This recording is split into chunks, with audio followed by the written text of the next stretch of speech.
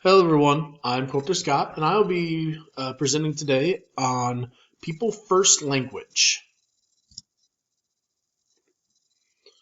First off, what is People First Language? People First Language is used to communicate appropriately and respectfully with and about an individual with a disability. It emphasizes the person first, not the disability. And then it also, a person with a disability is more like people without disabilities than different. I really like this quote because words can go a long ways. The difference between the right word and the almost right word is the difference between lightning and lightning bug. And this was by Mark Twain.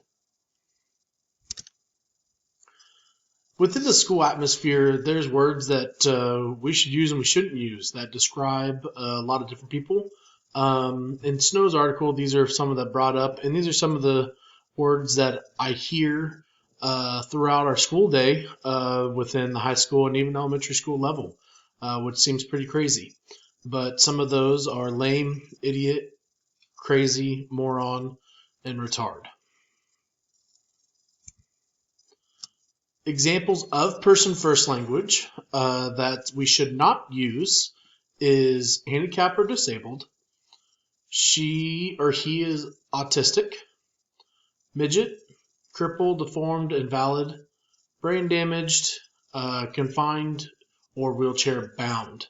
A replacement for these words that we should use within our everyday lives are individual with disabilities, he or she has autism, a person of short stature, person with a physical disability, brain injury, or uses a wheelchair/mobility chair. These are things that we should be cognitive of and use more often within our work environment and our community. What's hot to do right now or say? As a language guide, we should remember that the person always comes first, not their disability. So make sure we are talking to them as they're a person and not that they're any different than the rest of us. Next would be where possible, use the appropriate clinical name. So if we know what disability they may have, call it as its name instead of a shortened version of it. Next, wheelchairs enable mobility. They do not confine people.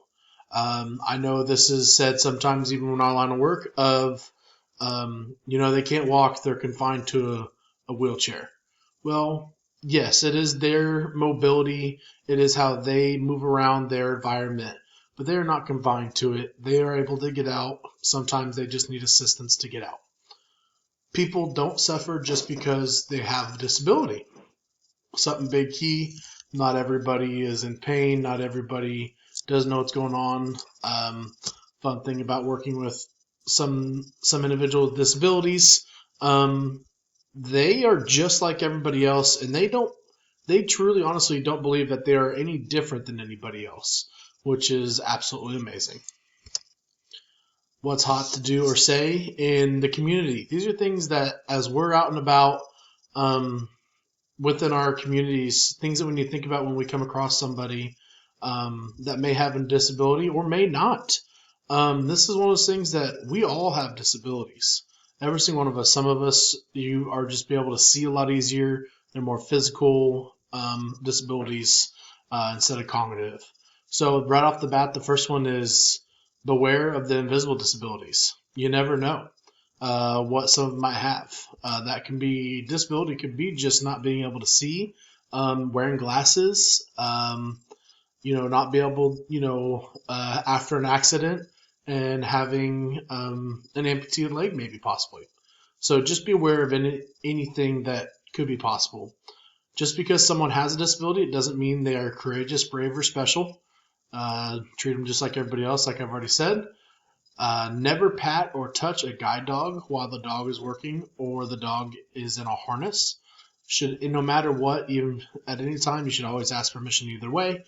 But these dogs are trained to do their job, and they are possibly the safety for the individual, and they're there for a reason. I really like this last one, and this is something I've heard from people before. Always ask a person with disability if they need help before rushing in. Simple enough, seems like all right, okay. Opening the door, that's what we do for everybody. You may not have to ask to open the door for them and assist them in that manner. But let's say we're walking down the hallway or we're going a long stretch and you come across a person in a wheelchair. Don't just assume you should jump behind them and start pushing them without them knowing. Make sure you ask them if they would care for some assistance, and if not, that's okay. They can do it themselves, but just make sure we're not just walking up and assisting them right away. Last slide, the what's hot to do or say within the workplace. So this is very within what we need to know for our workplaces education. At the workplace, we need equal employment opportunities should be open to everyone. This could, for all of our staff, this could even go along within our kids. Every kid needs to have that option of the free, appropriate education and all the stuff that goes along with the idea.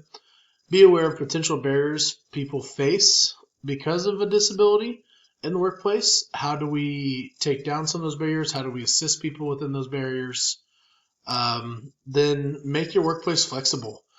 It's ever changing. We may have to move things around.